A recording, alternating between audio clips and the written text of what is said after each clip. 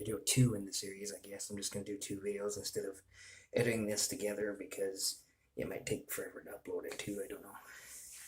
But let's go back on running ELDs, electronic logs, for RV transporting. It's different than regular truck driving logs. If you've been a truck driver in the past, you'll notice it's all the same thing except for the sleeper. Well, in general, is the rules. Hopefully that light doesn't keep flickering. But anyway, ELD rules says that you are allowed as a transporter to drive 11 hours during your day. Preferably not 11 hours straight like I was saying, but you can make it possible in some vehicles. But you have a 14-hour shift. You have 11 hours of those 14 hours that you can drive. And then the general rule of thumb, and it's more than this, but the general rule of thumb that I go by anyway, for my own safety, is I never drive more than 4 hours without taking a break. Because you can have a thing called road hypnosis happen to you where you basically start to fall asleep as you're driving, especially when you get into the habit of driving every single day. Your brain just decides this is the time that I shut down. It kind of makes it like when you're dreaming, when you're sleeping. And it's done it so much, just like with anything else. If you're sitting there filing like a data entry job and you're doing that over and over again, you almost go on autopilot doing it. Well, you can do, or your brain can do a version of autopilot while you're driving, and that's very dangerous to get into. I once, when I think I was in Texas expediting, I'd been up all day, all night, and it was turning in the morning at 4 or 5 in the morning or something. I was following a truck, and then the semi vanished in front of me.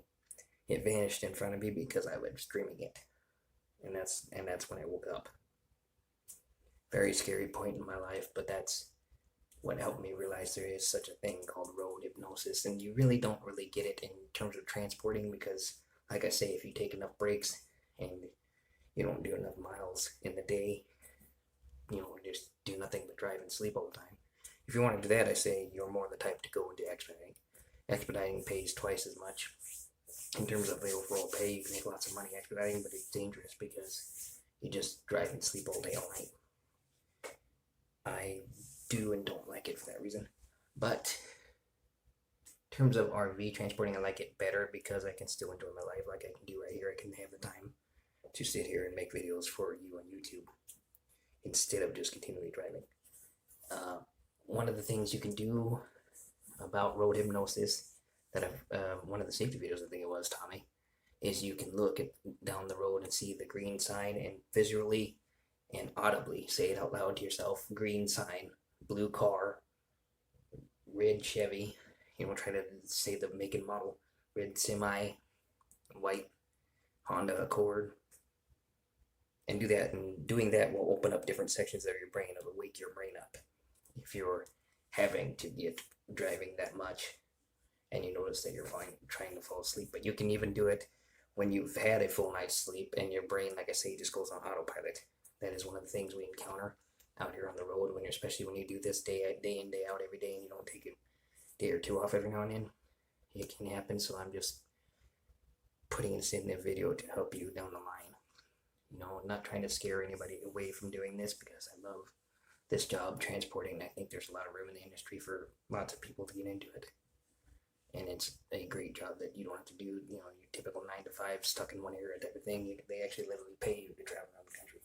And I love it because, just like tonight, it pays me to stay in a hotel. And I've stayed in, 50 or 60 hotels or something. This year, I think. I spent a lot of my money on hotels, but you don't have to.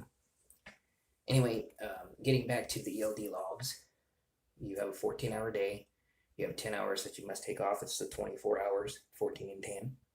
So every 14 hours, you got to take 10 hours off. And then during that 14-hour shift, you can drive 11 hours. And then of that 11 hours, every 4 hours or so, I take a break. There's rules, different other rules that go into it. You must take a 30-minute break. I usually end up taking like an hour because I'm not in a hurry like other people, I'm out here to enjoy my life, and it cuts into the pocketbook a little bit that I'm not running 550 miles in one day and then making it one trip. Because 550 miles, you could do it in one trip. And then if you start early enough, which is another thing, I never start early enough to do it, but if you got up at like 6 o'clock in the morning, drove that 550 miles, so it'd be 600 miles. Well, let's see, roughly 11, 12, 13-hour day, give or take, something like that. It's possible to do it within your ELD hours, but I don't push it that much. Other people I know continually do that, and they're having no problems whatsoever driving 500 miles a day. More power to them. They make more money than I do, and if they're happy driving all day long and turn around and sleep and that's all you do, more power to you. That's not how I want to live my life, however.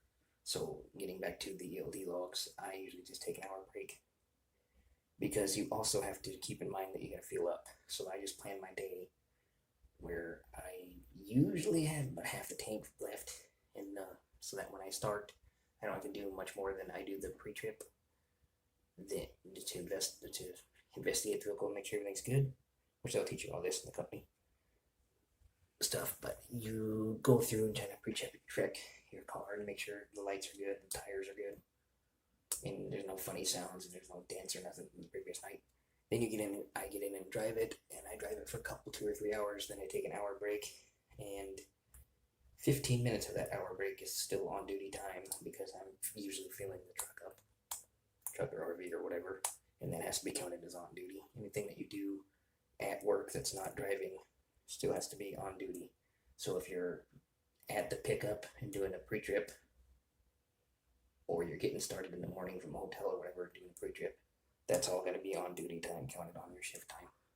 Even though you're not driving, there's a different section. There's off duty, on duty, and driving, or the 3 main categories. And anything that you do, your pre-trips, your post-trips, fueling the truck up, putting DF in it if you have to ever run a diesel, fuel, washing the windows, anything towards work, you're like scanning a receipt for a log or anything like that that's not driving, it still has to be recorded as on duty. And anyway, there's about 15 minutes worth of on-duty time doing that, and then I take the other 45-ish minutes worth of a break, because I make sure it goes over 30 minutes. If it's set within every 4 hours, I take a 30-minute break, at least. It's the general way I run anyway. And then, like I say, lately I've only been doing 350 to 400 miles max in a day, so it ends up being, you drive another 3-4 hours and then you're done. When you take the post-trip and you do a post-trip and go around your car investigating it and make sure that, like, the license plate's still on, the lights still work, the tires are still good, there's no real dents or scrapes or anything happened in between when you last looked at it and now. And if it did happen, you record it, and if it's major enough damage, you would call your dispatch and tell them this happened between this and this point. So at least you have like a reference point to go off of where it could have happened, like you pulled into a Crackle Barrel or something to eat, and then somebody backed into it, and you caught it down the road a little ways, but at least you caught it as to when it happened, from when you were at that Crackle Barrel to where you found it at. And they have at least an idea to go off of, so they can try and claim it for insurance. Or so on, you want to try and catch it as soon as you can. But that's the way the ELDs work. It's pretty easy. Basically, it's just a click that goes between on duty or off duty or sleeping or driving. It's either off duty, on duty, or driving. And obviously, when you're sleeping or doing anything not required for work, you would be on off duty. Preferably making it so that you have your 10 hours worth of off duty. So a typical day for me would be I start at, let's say, noon. Between noon and 12:15, I'm doing my pre-check, because you have to do 15 minutes on log, whether you actually do 15 minutes or not. If you change it or try to change your status within that 15 minutes, it's just going to erase that, because you have to be over halfway on that for it to count. So just in general, you have to go the whole 15 minutes. And so at 12 to 12:15, I'm doing my pre-check. And during that time, I warm the vehicle up and make sure no funny noises and tires are good and all that. Like I said previously, then I drive down the road 3.5 hours worth, whatever.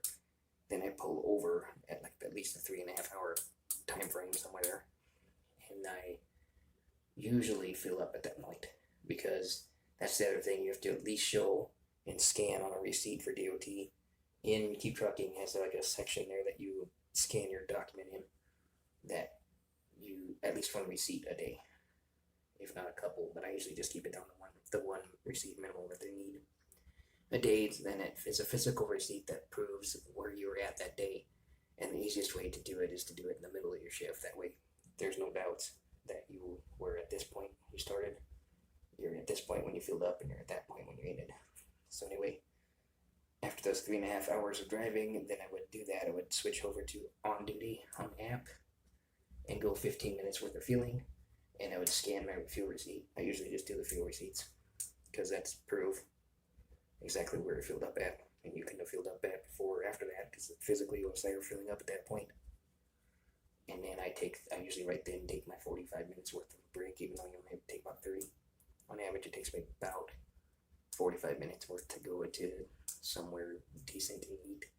I'm talking more of a sit-down restaurant. I don't always do sit-down restaurants, but a lot of times I end up at the fast food restaurants or at Denny's that are at the truck stops because it's just easier with these bigger vehicles to park at a truck stop.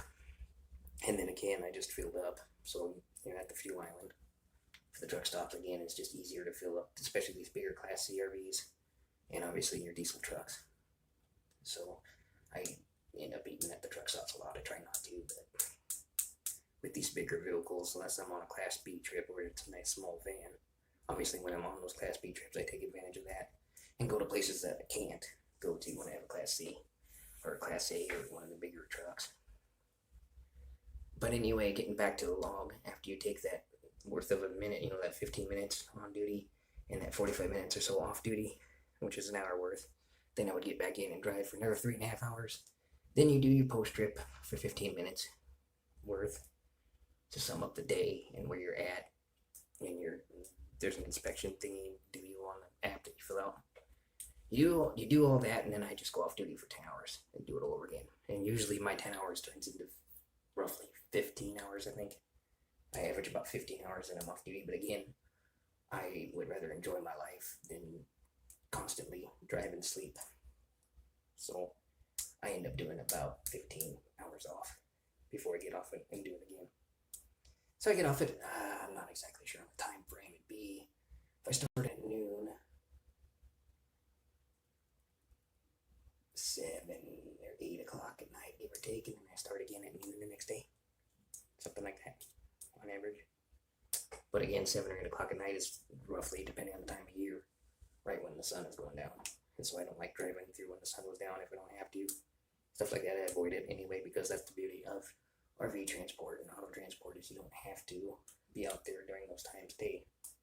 Done in dusk and dawn is when the wildlife, especially deer, come out and try to go across the roads and everything else like that. So you can avoid it. You're better off avoiding it. And then I just don't like driving through the sun when you're going west.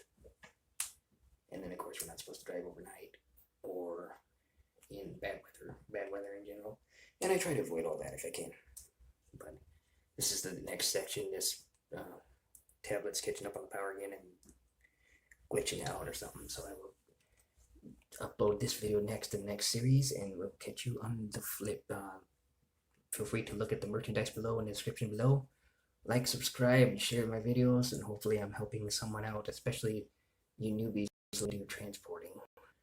It's the job, and hopefully I'm giving you enough details and information that I can think of to help you decide whether this is something you want to do or not, because there was a couple other channels that helped me out, but for the most part, I think there's only about 3 that I've found so far that's in transporting. Specifically drive-away transporting, that's the other thing I want to mention. There's also tow-away, if you want to spend $80,000 down or whatever for a truck, or if you want to go into debt for a truck.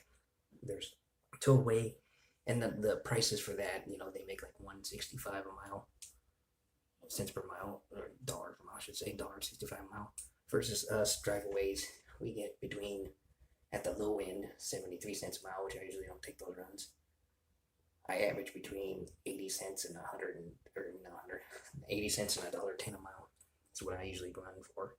Rare occasion I'll take below that at like 70, whatever, but that's only if it benefits me in the long run going to where it needs to go. Because otherwise, right now with my 5 different companies that I'm signed on for, and they actually promote you as a drive-away driver having different companies, maybe not necessarily 5, but they promote you driving for different companies. That way you have better options coming back, especially if you don't have a tow car.